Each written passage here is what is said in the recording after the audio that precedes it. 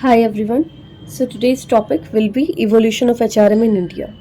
तो काफ़ी बार ये क्वेश्चन भी आ जाता है कि HRM इवॉल्व कैसे हुआ। वैसे तो काफ़ी बोरिंग टॉपिक लगता है ये, क्योंकि हिस्ट्री से रिलेटेड है, लेकिन ट्राई करूँगी कि आपको टू द पॉइंट बता सकूँ कि आपको किसमें क्या क्या लिखना चाहिए और कैसे ये शुरू हुआ और आज ये किस स्टेज पर है। तो चलिए let's begin. Evolution of HRM in India before independence 1947 से पहले की बात कर लेते हैं कि क्या होता था। As we know, British rulers formed personnel management system for recruitment and postings of government servant. तो जितनी भी रिक्रूटमेंट होती थी, जो भी कंपनीज होती थी बिफोर इंडिपेंडेंस इंडिया में, सारी ब्रिटिश रूल के अंडर होती थी। और जितनी भी सिलेक्शन होती थी, इट्स वेरी ऑब्वियस कि उन्हीं के थ्रू होती थी। Condition of labour and work was very poor. तो जो लेबर की कंडीशन थी वो बहुत पुअर थी। ये जितना हम मूवीज़ में देखते हैं बिल्कुल सच है ये, कि एम्प्लॉयज़ को कहना मानना पड़ता था, जो भी वो बोलते थे वही करना पड़ता था, and their working conditions were actually poor. Then the formation of trade unions with close link with political leaders like Mahatma Gandhi, Textile Labour Association Ahmedabad founded in 1920. लेकिन उस दौरान भी ट्रेड यूनियंस बनाई गई और वो महात्मा गांधी के कार्यकाल में बनाई गई. Tata Steel took care of employees even in the absence of legal laws.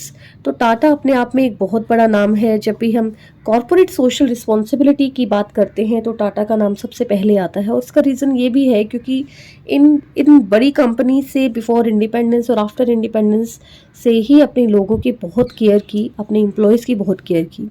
तो बिफोर इंडिपेंडेंस आप ये 3-4 पॉइंट बता सकते हो कि किस तरह एम्प्लॉयज़ की कंडीशन अच्छी नहीं थी, लेकिन फिर भी ट्रेड यूनियंस बनी उस दौरान. Second point is after independence. तो इंडिपेंडेंस के बाद क्या हुआ? After independence classification of industrial organization in public and private sector. जैसे कि हम जानते हैं कि पब्लिक सेक्टर अलग बन गया, प्राइवेट सेक्टर अलग बन गया. तो ये एक बहुत बड़ी एक अचीवमेंट बोल सकते हो कि ये हुई. Numerous legislations introduced at that particular time. अब लेगिस्लेशंस क्या होते हैं? लॉ होते हैं. तो अगर आप वीडियोस पहले भी देख रहे होंगे तो मैं उसमें यही बताती हूँ that HR manager should know about the rules and regulations, and these rules and regulations are based upon some acts, जैसे कि factories act 1948, employees state insurance act 1948, equal compensation act, maternity act, paternity act, industrial disputes act 1947 के भी आपके syllabus में कुछ कुछ आएगा, थोड़ा सा पढ़ना पड़ेगा इनके बारे में भी.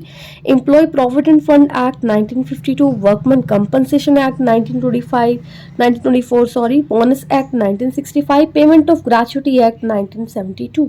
तो जब आप लेगिस्लेशंस के बारे में बात करते हैं तो आपको पता होना चाहिए कि कौन कौन से रूल्स, कौन कौन से एक्ट हमारी कंट्री में प्रिवेल करते हैं. तो अगर आप मुझसे पूछेंगे कि ये एक्ट लिखने पड़ेंगे तो I would say yes, you have to write it. कई बार ईयर में गड़बड़ हो जाती है, बट नाम उसका ध्यान से लिखिए. थर्ड इज़ इंडस्ट्रियलाइजेशन एरा, और वो चला 1970s और 80s के बीच में. इंडस्ट्रियलाइजेशन एरा जैसे नाम से ही पता चल रहा है, पर्सोनेल फंक्शन, एक डिपार्टमेंट अलग बनाया गया यहाँ पे, पर्सोनेल. मैं आपको शुरू से बताती हूँ कि एचआर फंक्शन को पहले पर्सोनेल फंक्शन बोला जाता था. उसके अंदर personnel and administration activities include की जाती थी, इंडस्ट्रियल रिलेशंस, लेबर वेलफेयर और यूनियन एक्टिविज्म बहुत ज़्यादा हुई इस दौरान. Awareness of rights among workers, workers को अपने राइट्स के बारे में पता चलने लगा, अपने अधिकारों के बारे में पता चलने लगा.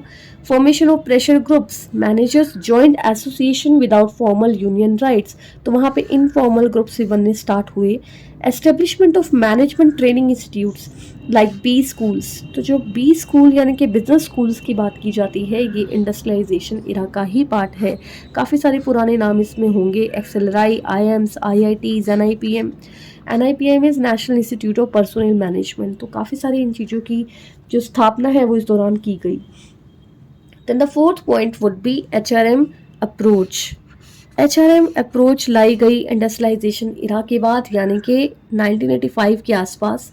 अब इसमें क्या था, that the direct involvement of top managers and line managers, दोनों मैनेजर्स का आपस में काफ़ी अच्छा इन्वॉल्वमेंट होने लगा जो अभी तक नहीं था.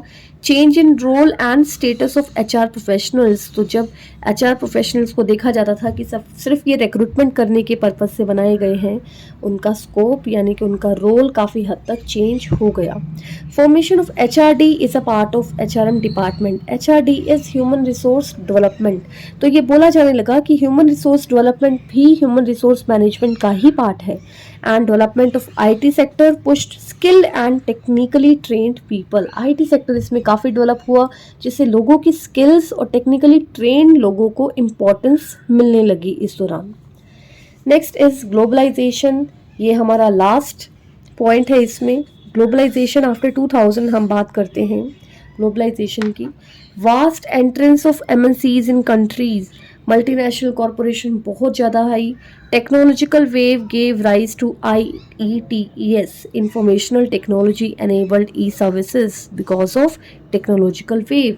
उसके बाद introduction of automation tools and AI, जिसके बारे में बात अभी भी कर रहे हैं, आर्टिफिशियल इंटेलिजेंस, रोबोटिक टेक्नोलॉजी, इनको इंट्रोड्यूस किया गया। Attract more women to the work place, employment to LGBT community, that is the most important thing. LGBT community को भी इंक्लूड किया गया इस एरा में। Adopted flexible work practices, freelancers, part time work approach. तो अभी तक क्या हो रहा था, 9 to 5 की जॉब मानी जाती थी, लेकिन इस एरा में इन सब चीज़ों से आगे बढ़कर भी कुछ चीज़ें लाई गई, जिसमें डिजिटल HR, जब आप बात करते हो डिजिटल इन्वॉल्वमेंट की, जैसे HR एनालिटिक्स की, तो वो चीज़ें भी इसमें आई। Make in India, HR challenges, online learning methodology, game based mobile learning, तो ऐसी काफ़ी सारी चीज़ें थी जो ग्लोबलाइजेशन में लाई गई। तो ग्लोबलाइजेशन एक्चुअली है क्या, ये है सारी आपकी आज के चैलेंजेस। तो ये था आपका evolution, before independence, after independence, industrialization era, HRM approach and globalization after 2000। काफ़ी सारे लोगों को लगेगा कि बुक में काफ़ी डिफरेंट है, और yes it is. Her book में इवोल्यूशन अलग तरह से दिया हुआ है, क्योंकि ये मेरे पर्सनल नोट्स है, तो मैंने ये काफ़ी सारा रिसर्च करके बनाया हुआ था। I hope it gave a clear understanding about how it emerges and now what is the current scenario of HRM, that is the evolution. आप अपने आप से बना के लिख सकते हैं, लेकिन थोड़ी सी नॉलेज आपको लेनी पड़ेगी कि पहले क्या होता था, बीच में क्या हुआ, और अब क्या ट्रेंड है। ठीक है, बिल्कुल फ्लेक्सिबल वर्किंग आवर्स है, ऑनलाइन अप्रोचेस है, रोबोटिक टेक्नोलॉजी है, lot of things you can write upon it. Alright, thank you so much for watching. I hope this topic is much more clear to you now. Thank you.